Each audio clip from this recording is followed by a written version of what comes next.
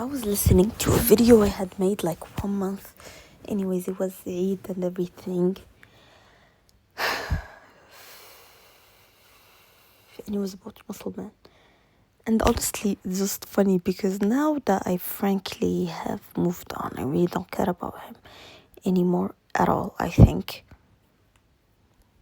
Yeah, I genuinely don't anymore.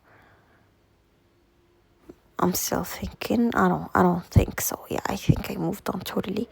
He has talked more to me. We have joked around more. There's just the relationship prospered. And even like the thought that I had before that, oh, I'm the only one sending him resources and he's like using me. No, he agreed to send me multiple resources and he actually checks up if I didn't come to this latitude or to that latitude. Such a great guy. Not too much though, not too much. He's still the playboy you'll remember from the other videos. He's still the fuck up guy you'll remember. Everything. The thing is, as I am so silly and about to be 17 and wild, young and wild and free. I don't know why for some reason when I lift my eyes it really hurts. As I said in the other video, I got like really sick. And I don't know if it's just from it or from the fact I've been awake for so long. Anyways, my eyes really hurt. There's this new guy. I don't know what you call him. We'll just call him Riri. Okay, that's insane. We'll just call him Bridge. Because in his glasses, he has this link between the two, like, I don't know what you call them. The two glasses, the two goggles, whatever. He has this, and it's such a noticeable feature in him. Like, if you mention his name, you just mention the bridge that he has between his glasses. And I don't think it's a bad thing. I think it's a cute thing. I think that's such a cute design for his glasses. Anyways, honestly, I have never talked to this guy, never even said hi to him. Nothing, really, quite literally. But that day, like, let's say the past week, Friday. No, probably not Tuesday. Okay, but why I remembered Friday? Because he does Arabic with us too, whatever. Tuesday, we were studying Islamic education, and basically we had to change the place like 3 times. First, we changed La Salle, then I had to change places from Les Deux Salles. Then we had to change places to like leave these 2 girlies that are friends to sit with each other. So me and my friend can sit with each other alongside our other friends. Like, we were both basically 4. And my friend has this weird habit where she really doesn't want to sit beside boys. So, I mean, I couldn't give a fuck as long as they're, like, not doing something crazy. I really don't give a fuck. So, whatever. She filled the seat that was beside our friends. So I just sat. I didn't even think about it anyway. Just sat. And he was beside me. Then he started asking me. And I've discovered, like, this year, a conclusion I've came up with is that I'm a acts of service type of person. Like, I wouldn't say my love language since I don't love any of these guys, but I think my way to express that I'm interested or I respect you or whatever is, I just remember this guy that I have in the deep abyss of friend zone. I mean, he hasn't showed anything else apart from friends, but it's still such a deep friend zone. Whatever. Anyways, he started asking me about this and that, and I just answered him. And then when we were about to go out, and look, I am not delusional, okay? I'm someone who grew up fat, then started working on themselves. I genuinely thought at a certain point that I was just like going to be naturally selected. I'm never going to be able to recreate. Okay, I don't know what's with the trauma dump, but I just genuinely thought I'll never be able to recreate or like, I don't know, even be perceived as someone worthy. So yeah, genuinely I'm not delusional. And I think, well, to a certain extent I am, but most of the times those things do manifest in a way or another. I mean, sometimes I do get embarrassed, but again, I'm a human. So I heard him say that these type of girls you can just fiance. Look, that's still insane. Why is it Mary? But whatever. So I thought to myself, no, there's no way he's about me. Aslan, the lessons that we learn are about like marriage and divorce and even fiancé, whatever. So I just brushed it off.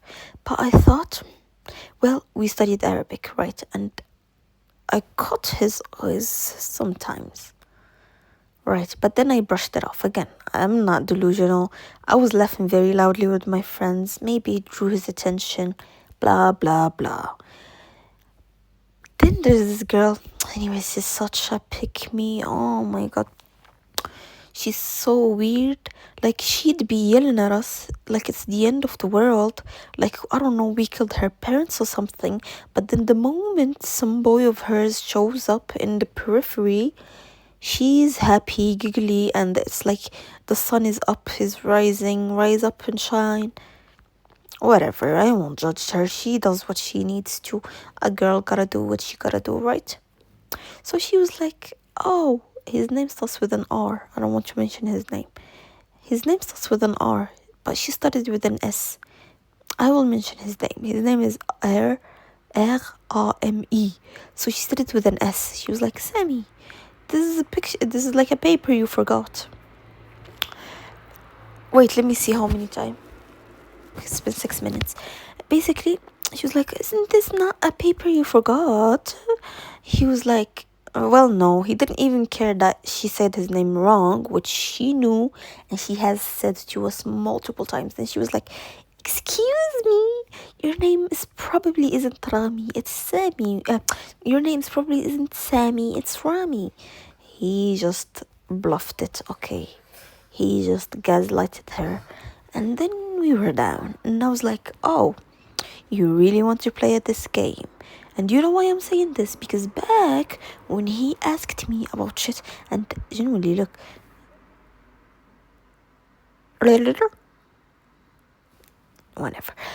Look, I am not that type of girl, okay? As I said, I grew up fat. I thought at a certain point I wouldn't be able to recreate, whatever. Right.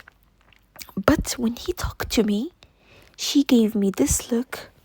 Oh God, like my best friend was the one sitting beside me who chose to leave that seat, whatever. I genuinely cannot blame her. She was raised like this. It's something rooted in her DNA to not sit beside boys. It's such a long and old story where she believed she'd be cursed if she said whatever. You cannot blame her. I cannot blame traumatized people. But my friend was like, if you're uncomfortable, push your seat to me. But I was like, my seat is already pushed to you, okay? Because this guy has a bad habit of cursing. I don't know why am I leaving the bad details of this to justify what I did later, but whatever. She was like, push the seat. I was like, there's no need to push the seat. Aslan, it was pushed. Del début, it was pushed. She look at me like, oh, you unworthy human cesspool of shit. He's talking to you. So I was like, oh, you really want to do this? We were going down the stairs, and her other friend is a good girl. We all love her. She's a good person. She's been raised right and everything. She went with her other friend, so it was just me and him in the stairs. He was before me, and you know they all have that act of like gentlemen and leaving women to be first. But me, I needed to check on my phone to see where my dad was and blah blah blah. So I was like, let me test the waters. So I turned to him and was like, you can pass if you want, I don't mind it. And then he flashed a smile. I'm not the girl, I'm not what they say in the song. I'm not the type to fall for a guy who flashes a smile. Flashes a smile on the moon, but I'm overly cool or something like that. But I cannot get past that smile he flashed me. Unbelievable. He was like, thanks a lot. And I was like, there's no problem. But then I overthinked it later and was like, did he think he was looking at my ass? That's why I told him to pass. Anyways, this is the new story. it's not like I have the exam in a week. Life is good, life is bubbly, life is pink. But again, it's not going to brew any further because again, there's 1 week left and I don't see him anywhere else. He studies in a far school.